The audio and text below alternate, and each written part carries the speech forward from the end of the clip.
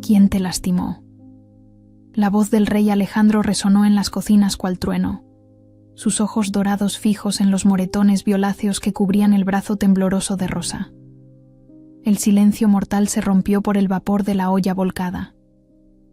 ¿Podría una simple cocinera omega sobrevivir a la peligrosa atención del Alfa Supremo? El aroma de piloncillo quemado y epazote era la firma olfativa de Rosa Solís los últimos 3 años, fragancia mezclada con el miedo perpetuo que la helaba en cada turno en las cocinas subterráneas del Palacio de Obsidiana. Un laberinto de encimeras de acero y hornos industriales rugía como dragones hambrientos. Un reino donde la jerarquía se medía por la velocidad de las manos y la capacidad de volverse invisible. Rosa dominaba ambas habilidades con dolorosa maestría. Aquella mañana otoñal, mientras hojas doradas danzaban más allá de las pequeñas ventanas empañadas del subsuelo, ella se movía entre las estaciones culinarias con la gracia silenciosa de quien aprendió que sobrevivir era no ser notada. Sus manos pequeñas y pálidas manipulaban los cuchillos con precisión quirúrgica. Cada movimiento calculado para no llamar la atención, cada paso medido para evitar chocar con colegas que reportaran irregularidades. La filipina blanca que vestía era una talla más grande de lo necesario. Sus mangas largas cubrían sus muñecas, incluso cuando el calor sofocante de los hornos hacía que otros cocineros se arremangaran sus prendas. Rosa prefería sudar en silencio a explicar las marcas que decoraban su piel, cual mapa de violencia doméstica. Marcos el puñal guerrero era su pesadilla particular. Un alfa de porte medio, de ojos pequeños y crueles, que trabajaba como jaguar tlatoani en el palacio. Para el exterior, eran pareja estable, una omega talentosa y su compañero protector. La realidad era una prisión de terror psicológico y físico que Rosa había aceptado como destino inexorable. «Volviste a quemar la salsa, inútil», había gruñido Marcos la noche anterior, sus dedos cerrándose con fuerza en su muñeca, dejando huellas violáceas en su piel pálida. ¿Cómo esperas que mantenga mi reputación entre los jaguares tlatoanis si no puedes hacer bien tu único trabajo? Rosa había aprendido a no responder, a bajar los ojos y aceptar el dolor como penitencia por existir. Su loba interior, criatura fuerte y salvaje que debía ser, se había encogido tanto que Rosa a veces dudaba si aún vivía dentro de ella. El día comenzó como todos los otros. Rosa llegando a las cocinas antes del amanecer, preparando los ingredientes para el desayuno de la corte, sus manos trabajando con eficiencia mecánica, mientras su mente se refugiaba en lugares seguros. Recuerdos de la infancia con su abuela, recetas transmitidas a través de generaciones, el sueño imposible de algún día cocinar por placer y no por miedo. Fue entonces cuando la atmósfera de las cocinas cambió de forma casi imperceptible. El rey Alejandro, Águila Negra, Montes, entró sin fanfarria, sin guardias anunciando su presencia, sin ninguno de los protocolos habituales que rodeaban a la realeza. Su simple presencia alteró la presión del aire, como si una tormenta se acercara. El aroma que emanaba de él era inconfundible: lluvia, ozono eléctrico y el aroma primigenio de la selva y las montañas, que hacía que la loba interior de todos los presentes se sometiera instintivamente. Alejandro no era como los reyes de las historias infantiles. A los 32 años, cargaba el peso de haber ejecutado a su propio padre tirano para asumir el trono, una decisión que había salvado al reino, dejando cicatrices profundas en su alma. Sus cabellos negros como ébano se mantenían cortos, enmarcando un rostro angular de mandíbula fuerte y ojos dorados que parecían ver a través de las máscaras que las personas usaban. Su política de refugio había transformado a Anáhuac en un refugio para los oprimidos, pero pocos sabían que esa pasión por la justicia nacía de sus propias experiencias con abuso en la infancia. Él no había venido a las cocinas para inspeccionar, sino para escapar. El Gran Consejo de Tlatoanis había pasado la mañana debatiendo alianzas políticas y tratados comerciales, y Alejandro sentía el familiar nudo en el pecho al estar rodeado de mentiras elegantes y sonrisas falsas. Las cocinas ofrecían honestidad, el aroma de la comida, el ritmo genuino del trabajo, la simplicidad de los sabores que no mentían sobre sus intenciones. Sus ojos dorados recorrieron el ambiente, observando la compleja coreografía de los cocineros en acción, hasta fijarse en una figura pequeña que luchaba con una olla de cobre obviamente demasiado pesada para sus delicados brazos. Algo en ella llamó su atención, quizás fuera el modo en que se movía, como si intentara disolverse en las sombras, o quizás fuera la tensión visible en sus hombros encorvados. Rosa estaba completamente ajena a la presencia real, concentrada en no derramar la olla de mole hirviendo que había preparado con tanto cuidado. No percibió cuando uno de los ayudantes de cocina, nervioso por la presencia del rey, pasó corriendo detrás de ella. El impacto fue inevitable, un empujón aparentemente inocente que rompió su precario equilibrio y envió la olla de cobre hacia el suelo en cámara lenta. Lo que sucedió a continuación desafió las leyes de la física humana. Alejandro se movió como un borrón sobrenatural, cruzando el espacio entre ellos a una velocidad que solo un alfa supremo de linaje real podía alcanzar. Sus manos se cerraron alrededor de los brazos de Rosa, tirando de ella lejos del líquido escaldante que se esparcía por el suelo de piedra. Pero ni siquiera los reflejos sobrenaturales de un rey Lycan fueron lo suficientemente rápidos como para evitar que el vapor caliente alcanzara su antebrazo expuesto. Rosa gritó, un sonido pequeño y ahogado de dolor, e instintivamente intentó zafarse del extraño que la sujetaba. El pánico se apoderó de ella cuando sintió las manos fuertes alrededor de sus brazos. En su mente fragmentada por el trauma, cualquier toque masculino significaba peligro. «Calma», murmuró Alejandro, su voz cargada con el tono natural de mando que todos los alfas poseían, pero templada con algo que Rosa no reconoció de inmediato: gentileza genuina. «Necesito ver si te has herido». Fue entonces cuando empujó la manga empapada hacia arriba, exponiendo la piel que Rosa había mantenido oculta del mundo. El tiempo se detuvo. No solo había una quemadura reciente en su antebrazo. La piel nívea de Rosa era un mosaico de violencia sistemática. Moretones en diferentes etapas de curación, desde púrpuras profundos hasta amarillos descoloridos, marcas de dedos que habían sido apretados con fuerza brutal, pequeñas cicatrices que contaban historias de terror que se repetían noche tras noche. Era un mapa de sufrimiento que hizo despertar algo primitivo y feroz en el pecho de Alejandro. El silencio en las cocinas pasó de respetuoso a aterrorizado. Los cocineros se apartaron instintivamente, sintiendo el cambio en la energía que emanaba del rey. La temperatura pareció descender varios grados, mientras Alejandro absorbía la evidencia ante sus ojos. Rosa intentó desesperadamente jalar su brazo hacia atrás, sus mejillas ardiendo de vergüenza. Estaba condicionada a ocultar su fealdad, a proteger a su agresor para sobrevivir, a aceptar que merecía cada marca que portaba. «Por favor», susurró ella. Lágrimas comenzaban a formarse en sus ojos violeta. «Yo soy torpe. Siempre me lastimo en la cocina. No es nada». Pero Alejandro no la soltó. Sus ojos dorados se fijaron en los suyos con una intensidad que hizo que Rosa sintiera como si él pudiera leer cada secreto enterrado en su alma. Había algo familiar en el dolor que veía reflejado en aquellos ojos violeta. La misma expresión que su propia madre había llevado antes de morir a manos de un alfa cruel. «¿Quién te lastimó?». La pregunta salió como un gruñido bajo, vibrando con una furia contenida que hizo que cada loba y lobo presente bajara la cabeza en sumisión instintiva. Rosa abrió y cerró la boca como un pez fuera del agua, las mentiras ensayadas se evaporando bajo su mirada penetrante. Pero antes de que pudiera formular una respuesta, algo más llamó la atención de Alejandro, o mejor dicho, la ausencia de algo. No podía sentir su aroma. Para un alfa, especialmente uno de linaje real, no poder detectar el aroma natural de una omega era casi imposible.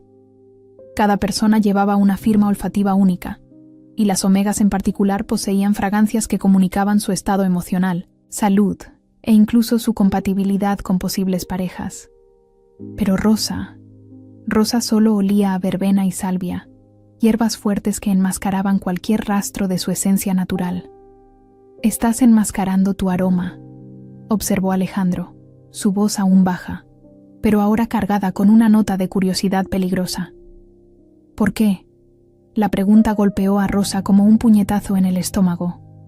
Nadie lo había notado antes, o si lo había hecho, a nadie le había importado lo suficiente como para cuestionar. Sus manos temblaron mientras finalmente lograba liberar el brazo, protegiéndolo contra el pecho, como un pájaro herido protegiendo un ala rota. A mi pareja no le gusta cuando... comenzó, y se detuvo abruptamente, dándose cuenta de que acababa de confirmar sus sospechas. La furia que emanó de Alejandro en ese momento no fue caliente y explosiva. Fue un frío glacial que hizo temblar las ventanas de la cocina en sus marcos, un poder primitivo que hablaba de siglos de linaje real licántropo. Pero junto con la ira, vino algo más. Una determinación férrea que había llevado a un joven príncipe a ejecutar a su propio padre para proteger a su pueblo. ¿Cuál es su nombre? La pregunta fue formulada con una calma mortal, infinitamente más aterradora que cualquier explosión de temperamento. Rosa sacudió la cabeza frenéticamente, el pánico intensificándose. En la retorcida jerarquía que Marcos el Puñal Guerrero había creado en su mente, proteger a su agresor era la única forma de sobrevivir. Había aprendido que cuestionar, resistir o buscar ayuda solo resultaba en castigos más severos. Él es un buen hombre, mintió, las palabras saliendo como cristales rotos en su garganta. Soy yo la que es difícil de amar, problemática. Él solo intenta ayudarme a ser mejor. Alejandro reconoció las palabras por lo que eran, un guión cuidadosamente ensayado, las mismas justificaciones que su propia madre había murmurado cuando la gente cuestionaba sus constantes accidentes.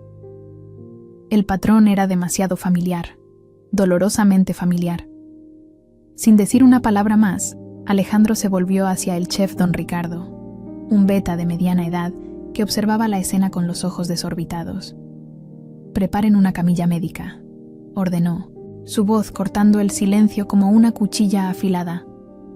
«Esta Omega será trasladada a la enfermería real inmediatamente».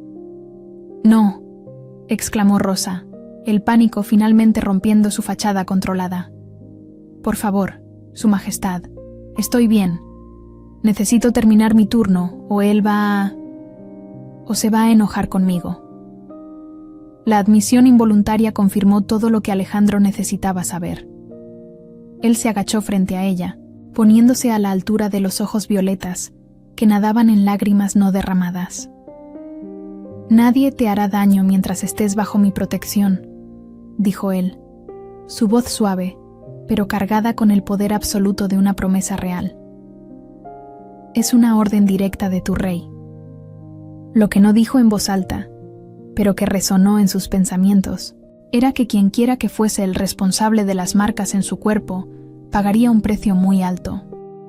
El rey Alejandro Águila Negra, Montes, había construido su reino de Anáhuac sobre los pilares de la justicia y la protección de los vulnerables. Descubrir que alguien estaba siendo torturada literalmente bajo su nariz era una afrenta personal que su lobo interior no podía tolerar. El trayecto a la enfermería real fue un borrón de corredores de mármol y miradas curiosas de cortesanos que rara vez veían al rey cargando personalmente a una simple cocinera Omega. Alejandro la cargó en sus brazos, ignorando los protocolos que dictaban que un rey no debía tener contacto físico directo con súbditos de baja posición. Rosa estaba rígida contra él, su respiración rápida e irregular, claramente aterrorizada por las posibles consecuencias de haber atraído la atención real. En la enfermería, bajo la luz limpia y blanca de las lámparas médicas, la extensión de las heridas de Rosa se hizo aún más impactante. La doctora Elena Vargas, una Omega experimentada y médica real, examinó cada marca con eficiencia profesional, pero Alejandro vio cómo la ira crecía en sus ojos mientras catalogaba meses de abuso sistemático. «Las contusiones son consistentes con agresión física repetida», informó Elena en voz baja, cada palabra cargada de implicaciones. «Algunas de las marcas más antiguas sugieren que esto ha estado ocurriendo durante años. También detecté rastros químicos en su piel. Alguien la está forzando a usar supresores de aroma muy potentes». Fue durante este examen que la primera gran revelación de la situación se manifestó. Alejandro, investigando personalmente los registros de personal del Palacio de Obsidiana, descubrió la identidad del compañero de Rosa. No era un desconocido cualquiera o un trabajador de bajo rango que pudiera haber pasado desapercibido. Era Marcos el Puñal Guerrero, uno de los propios jaguares tlatoanis, guardias de élite, de Alejandro, un hombre a quien él mismo había promovido y condecorado por bravura hacía apenas 3 semanas. La traición tuvo un sabor amargo que se alojó en la garganta de Alejandro como veneno. El sistema que él había construido meticulosamente para proteger a los débiles estaba albergando a un depredador directamente bajo sus narices. Peor aún, las investigaciones revelaron que Marcos había usado su posición privilegiada para tener acceso a los aposentos de los empleados del palacio, eligiendo a Rosa específicamente porque era una omega sin familia ni protección social. Esa noche, mientras Rosa dormía bajo una sedación ligera en la enfermería, Alejandro tomó una decisión que lo cambiaría todo. En lugar de simplemente ejecutar a Marcos, lo cual sería su prerrogativa real y ciertamente su preferencia personal, optó por una estrategia más compleja que podría salvar no solo a Rosa, sino potencialmente a otras víctimas que Marcos pudiera haber tenido. Discretamente, sin avisar siquiera a su círculo más cercano de consejeros, Alejandro retiró a Rosa del palacio. El pabellón de la Sierra Nevada era una de las propiedades privadas de la familia real, anidado en las montañas cubiertas de pinos que rodeaban la Ciudad de México. Era lo suficientemente aislado para garantizar total privacidad, pero lo bastante lujoso para ofrecer toda la seguridad y el confort que Rosa necesitaba para recuperarse. El viaje se hizo en silencio. Rosa aún frágil y confusa. Alejandro sumido en pensamientos sombríos sobre cómo había fallado en proteger a alguien que literalmente trabajaba en su propia casa. El pabellón era una estructura elegante de madera y piedra, calentado por enormes chimeneas y rodeado de jardines que florecían incluso en el otoño tardío. Pero la seguridad física era solo el primer paso. Rosa había sido quebrada de maneras que Alejandro no podía reparar con poder o decreto real. En las primeras semanas en el aislamiento de las montañas, la dinámica entre ellos fue tensa y complicada. Rosa no veía a Alejandro como un salvador, sino como otro alfa poderoso, que quería controlar su destino para sus propios fines. Había aprendido a través de una experiencia brutal que los hombres, especialmente los alfas, siempre querían algo a cambio de su bondad. Rosa se negaba a cocinar, su única pasión transformada en fuente de ansiedad. Se sentía indigna de tocar ingredientes de calidad, convencida de que lo arruinaría todo y sería castigada. Pasaba horas mirando por la ventana de la cocina del pabellón, observando las montañas distantes, su loba interior todavía demasiado adormecida para encontrar consuelo en la naturaleza salvaje. Alejandro, acostumbrado a resolver problemas a través de mando directo y fuerza bruta, se encontró completamente perdido. ¿Cómo sanar un alma que había sido sistemáticamente destrozada? ¿Cómo ganarse la confianza de alguien que había aprendido que confiar significaba sufrir? El cambio ocurrió de forma inesperada. Frustrado con su propia inadecuación emocional, Alejandro decidió bajar sus defensas reales. En lugar de ofrecer a Rosa joyas, vestidos caros o promesas grandiosas sobre su seguridad futura, le trajo ingredientes. No ingredientes comunes, sino tesoros culinarios que costaban fortunas. Azafrán de los Altos, trufas de la sierra y vainilla de Papantla, especias exóticas por las que los comerciantes viajaban meses. Los dejaba silenciosamente en la encimera de la cocina del pabellón, sin demandas, sin expectativas, sin órdenes. Eran presentes sin ataduras, ofertas de posibilidad en lugar de obligación.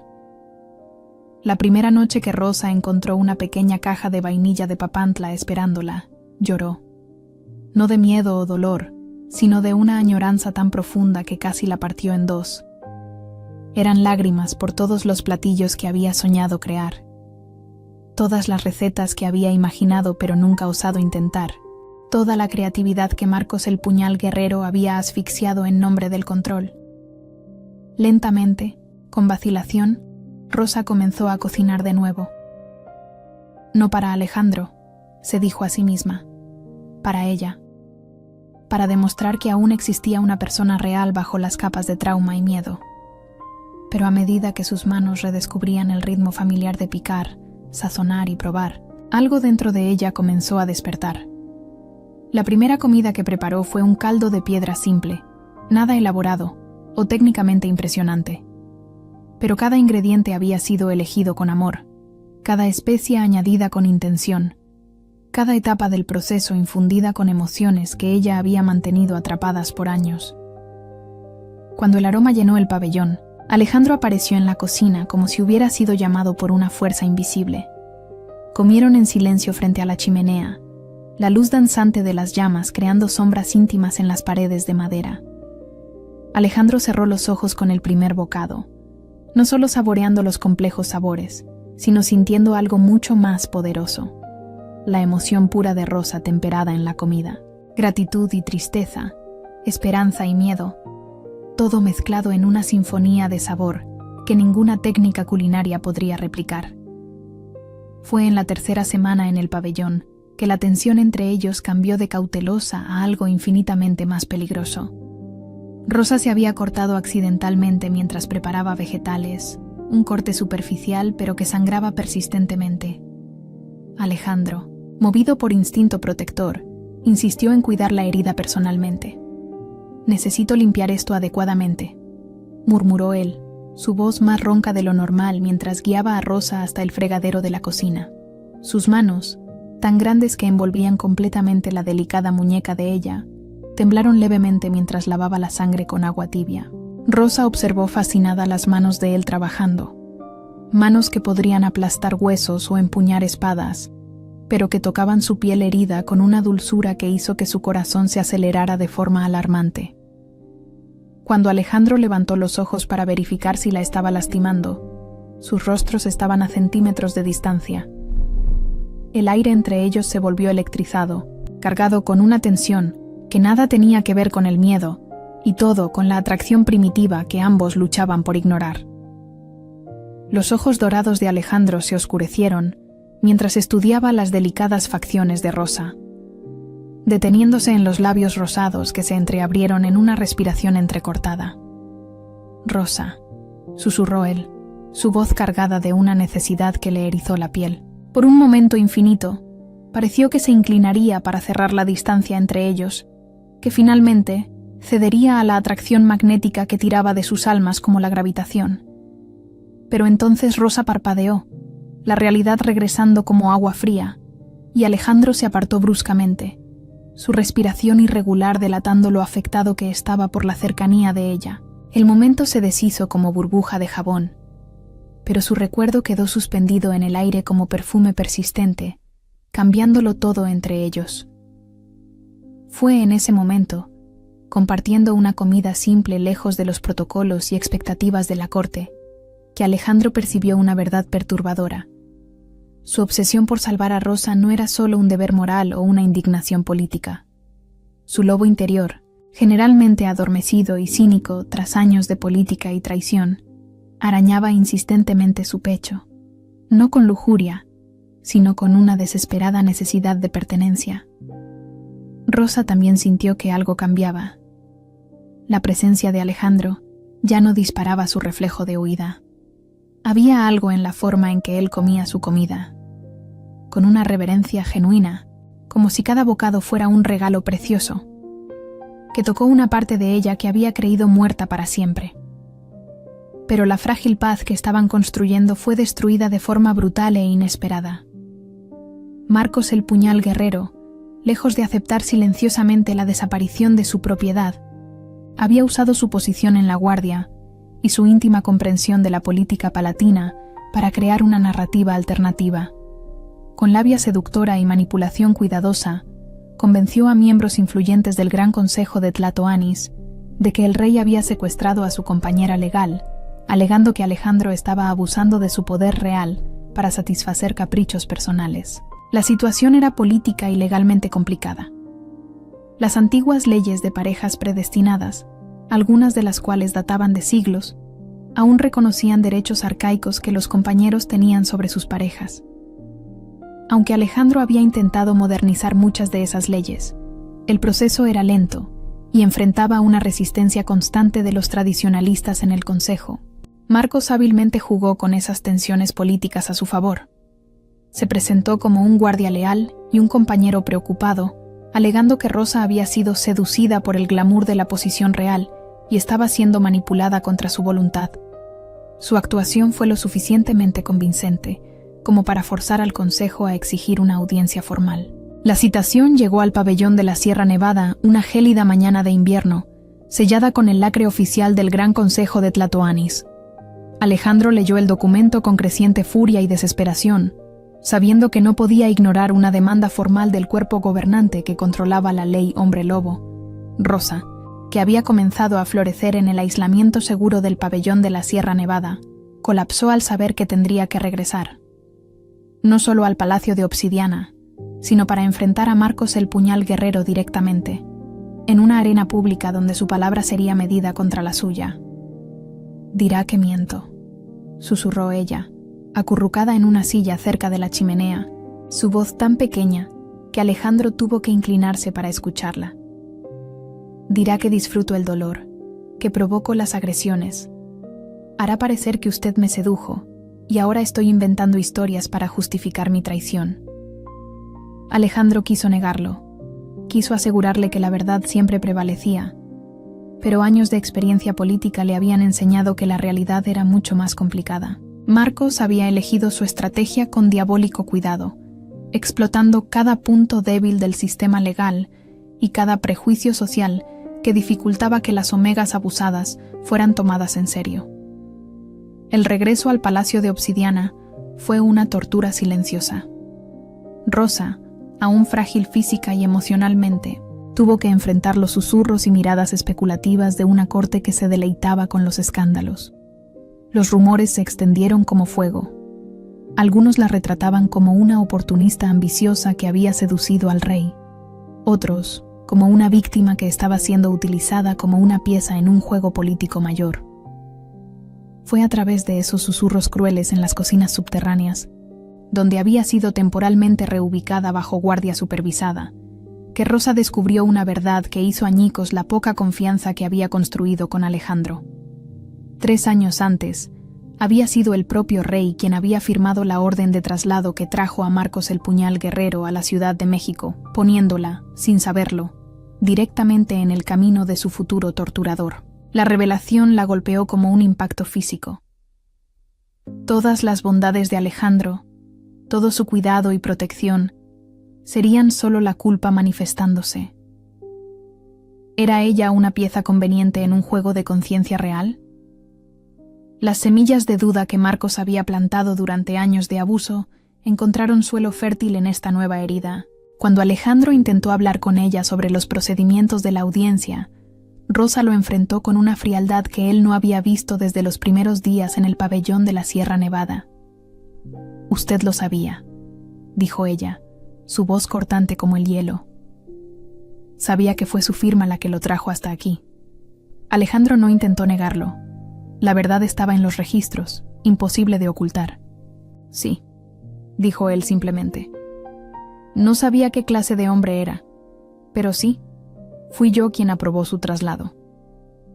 Y ahora está intentando arreglar su error a mis expensas», continuó Rosa, cada palabra cargada con años de dolor reprimido. «No soy su salvación, Majestad. Soy solo otra forma de que usted se sienta mejor con sus decisiones». El juicio formal se programó para la noche de luna llena, una fecha tradicional para resolver disputas entre hombres lobo. El gran salón de audiencias reales fue preparado conforme a los antiguos protocolos, con el Gran Consejo de Tlatoanis formando un imponente semicírculo, sus expresiones graves cargadas con el peso de siglos de tradición legal. Marcos el Puñal Guerrero interpretó su papel con perfección diabólica. Vestido con su uniforme oficial de los jaguares tlatoanis, cada condecoración pulida hasta brillar, se presentó como la imagen misma del honor y la lealtad. Su versión de los eventos fue cuidadosamente construida. Rosa, como una compañera problemática, que siempre había sido difícil, sus marcas explicadas como resultado de sus propias tendencias autodestructivas y sus frecuentes accidentes en la cocina. Su Majestad, dijo Marcos, su voz cargada con pesar performático. Entiendo cómo mi compañera pudo haber parecido una víctima a sus ojos compasivos. Ella siempre ha tenido tendencias dramáticas. Desde niña, se lastima a sí misma cuando está bajo estrés. Las marcas que ustedes vieron no son resultado de agresión. Son señales de una mente perturbada que necesita estructura y protección constantes. Era una narrativa bien construida que explotaba prejuicios profundamente arraigados sobre las omegas y la salud mental. Peor aún, había suficientes granos de verdad para hacerla plausible. Rosa realmente se lastimaba accidentalmente en la cocina con frecuencia, resultado directo del estrés y el miedo constantes. Pero Marcos había retorcido esos incidentes en una narrativa que la pintaba como mentalmente inestable. Alejandro, atado por las mismas leyes que juró defender, encontraba cada movimiento legal bloqueado por la burocracia ancestral. Para romper un vínculo de compañeras reconocido, necesitaba evidencia irrefutable de abuso o un rechazo público formal de la propia Omega. Rosa, demasiado traumatizada para hablar y convencida de que nadie le creería de todos modos, permanecía en silencio. Fue entonces que Alejandro tomó una decisión que impactó a toda la asamblea. Yo desafío a Marcos el Puñal Guerrero a un duelo de sangre, declaró, su voz resonando por la sala en silencio mortal. No como rey, sino como macho. El vencedor se lo lleva todo.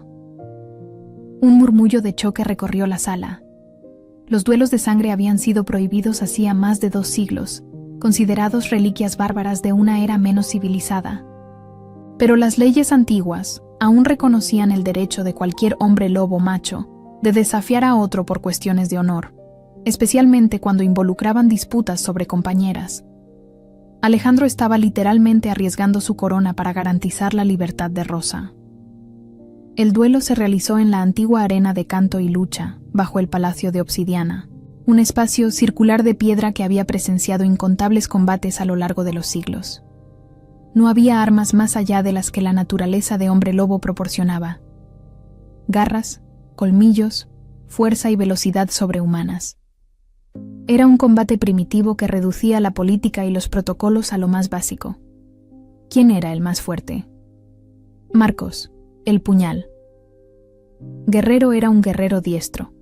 Entrenado en combate desde joven, sus victorias en batalla eran genuinas y bien ganadas.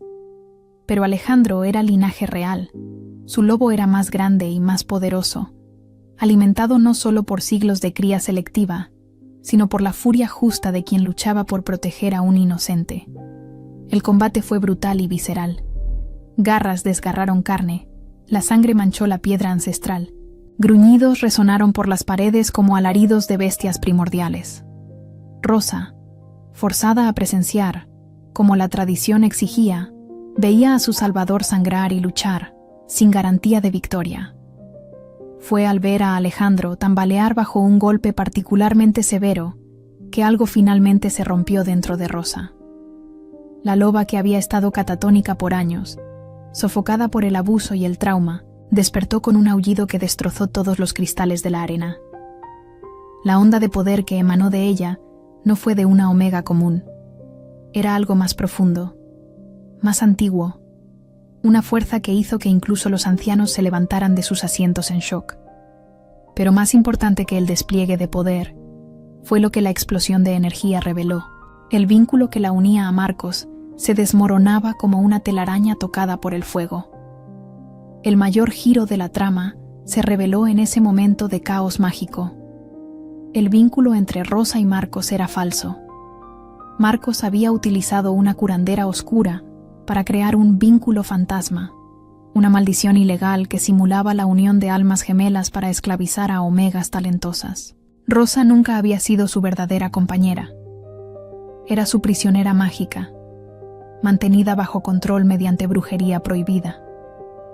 Con la farsa revelada por la resonancia de la magia que se rompía, Alejandro encontró un segundo aliento de fuerza. Alimentado por la furia justa, y la revelación de la traición absoluta, derrotó a Marcos decisivamente. Pero en lugar de matarlo, como habría sido su derecho tras la victoria, Alejandro eligió algo peor para un hombre lobo: dejarlo vivir para ser juzgado públicamente por los crímenes de brujería, traición y abuso sistemático. En la cultura de los hombres lobo, un guerrero derrotado en combate honorable podía morir con dignidad. Marcos sería forzado a vivir con la vergüenza de su exposición pública, sus crímenes revelados a todo el reino, su reputación destruida para siempre. Pero la victoria no trajo el final feliz que todos esperaban. Con Marcos derrotado y la magia negra disipada, Alejandro esperaba sentir el clic inmediato del destino, la confirmación de que Rosa era su verdadera compañera, que todo el sufrimiento había conducido a este momento de conexión predestinada. Nada sucedió. El silencio entre ellos fue ensordecedor. Rosa estaba libre, verdaderamente libre por primera vez en años, pero el vínculo del destino que debió haberse manifestado permanecía dormido. Alejandro, humillado pero honrando sus promesas, le ofreció el puesto de chef principal del palacio, garantizándole una independencia financiera y social completa, libre de cualquier hombre o expectativa de relación. Rosa aceptó, pero ambos cargaban el peso de una decepción no expresada. Habían pasado por tanto, sufrido tanto, luchado tanto, y aún así el universo licántropo no los había marcado como predestinados el uno para el otro. Los meses que siguieron fueron agridulces. Rosa floreció en su nueva posición. Sus cicatrices físicas y emocionales se desvanecían gradualmente al asumir el control absoluto de las cocinas reales. Su creatividad culinaria, libre de las cadenas del miedo, estalló en magníficas creaciones que elevaron la reputación gastronómica del palacio a nuevas cumbres. Alejandro observaba de lejos, respetando su espacio, amándola en silencio. Había aprendido que el amor verdadero a veces significaba dejar libre a alguien para hallar su propio camino, aun cuando cada instinto gritaba por reclamar y proteger. Una noche, sin embargo, esa distancia respetuosa casi se rompió por completo. Alejandro había llegado a las cocinas muy tarde, tras un día particularmente brutal lidiando con disputas territoriales entre clanes rivales. Rosa aún estaba allí, experimentando una nueva receta de pan, sus manos cubiertas de harina y su cabello escapándose de la trenza en mechones rebeldes. Ella lo vio primero, la tensión en sus anchos hombros, el modo en que masajeaba su nuca en un gesto inconsciente de agotamiento. Sin pensar en las consecuencias, Rosa se acercó a él por detrás, posando sus pequeñas manos en sus hombros tensos. «Llevas el peso del mundo aquí», murmuró ella. Sus dedos encontraron instintivamente los puntos de mayor tensión, comenzando a masajear con movimientos circulares suaves. Alejandro se tensó bajo su toque. Cada músculo de su cuerpo se contrajo en una reacción que nada tenía que ver con dolor físico. Las manos de Rosa estaban cálidas a través de su camisa, sus dedos trabajando con la misma precisión delicada que usaba al sazonar platillos complejos. Su aroma natural, finalmente libre de los químicos enmascaradores, lo envolvió como una seducción silenciosa. «Rosa». Su voz surgió como un gruñido grave, una advertencia y una súplica a la vez. «No deberías». «Shh», susurró ella. Sus manos nunca detuvieron el movimiento hipnótico. «Déjame cuidarte, Alejandro. Solo esta vez». El uso de su nombre propio, sin títulos ni formalidades, casi fue suficiente para quebrar su control cuidadosamente construido. Alejandro cerró los ojos, permitiéndose momentos preciosos de vulnerabilidad, sintiendo la tensión física y emocional derretirse bajo el toque sanador de Rosa. Cuando ella finalmente retiró las manos, el aire entre ellos estaba cargado de posibilidades no dichas. Alejandro se giró lentamente, sus ojos dorados encontrando los violeta de ella, con una intensidad que hizo que el tiempo se detuviera. Por un momento suspendido, ambos se balancearon al borde de algo irreversible. Pero Rosa dio un paso atrás, sus mejillas arreboladas delatando lo afectada que estaba por la cercanía de él. «Buenas noches, Majestad», susurró, huyendo antes de perder el valor o la razón. Alejandro quedó solo en las cocinas, el fantasma del toque de rosa aún quemando su piel, sabiendo que estaba perdidamente enamorado de una mujer que quizás nunca podría ser verdaderamente suya. Rosa, por su parte, lentamente comenzó a redescubrirse como individuo. Sin la constante amenaza de violencia o la necesidad de esconder quién era, descubrió una fuerza interior que había olvidado que poseía. Más importante aún, aprendió a confiar en su propio juicio, a valorar sus propias opiniones, a amarse a sí misma sin necesitar la validación de otros. El invierno se transformó en primavera, que dio paso al verano, que finalmente cedió al otoño de nuevo. Un año completo había transcurrido desde aquel día fatídico en la cocina, cuando sus vidas se entrelazaron por primera vez. Fue durante el Festival de la Ofrenda Lunar, una celebración que marcaba la renovación y los nuevos comienzos, que Rosa creó algo especial. El banquete que preparó no solo celebraba la abundancia de la cosecha, sino que contaba la historia de la resiliencia del propio reino.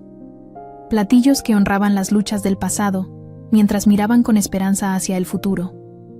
Para Alejandro, ella preparó algo único, fuera del menú oficial. Era una versión elevada del simple caldo de piedra que habían compartido aquella primera noche en el pabellón de la Sierra Nevada, pero infundida con técnicas e ingredientes que ella había dominado en los meses siguientes. Cada componente fue elegido por su simbolismo: esperanza, sanación, fortaleza, amor. Cuando Rosa se acercó a la mesa principal, sus manos ya no temblaban. Las mangas de su filipina blanca estaban remangadas, revelando piel que había sanado por completo, reemplazada por el brillo natural de alguien que había encontrado la paz. Colocó el platillo frente a Alejandro con ceremonia. Entonces hizo algo sin precedentes. Tocó su mano. El toque piel a piel, ahora libre de miedo, libre de magia oscura, libre de obligaciones o expectativas, detonó la verdadera conexión que había estado esperando todo el tiempo. El vínculo de parejas predestinadas no estaba ausente, estaba esperando. El universo Lycan, en su sabiduría ancestral, había exigido que Rosa sanara y se encontrara como individuo completo antes de que pudiera ser la otra mitad de cualquier alma. Necesitaba amarse a sí misma antes de poder amar a otro. Necesitaba estar completa antes de poder formar parte de algo mayor. El brillo dorado en los ojos de Alejandro encontró el violeta en los de Rosa, y esta vez no había duda, no había confusión, no había miedo.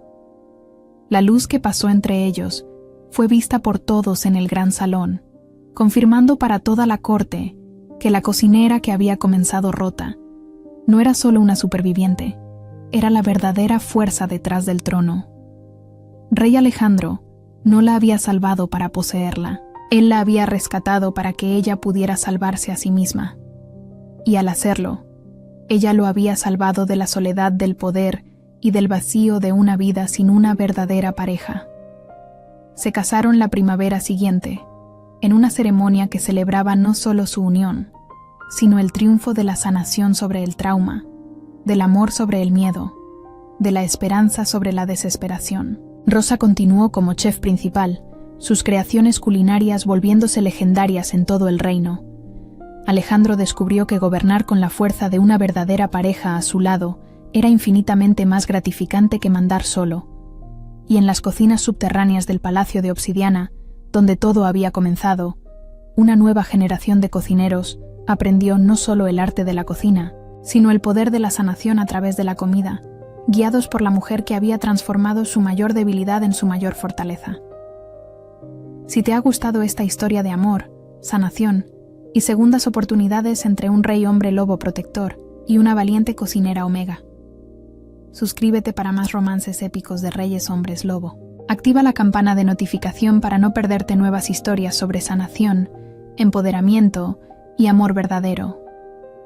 Recuerda, a veces necesitamos salvarnos a nosotros mismos primero antes de poder amar verdaderamente a alguien más.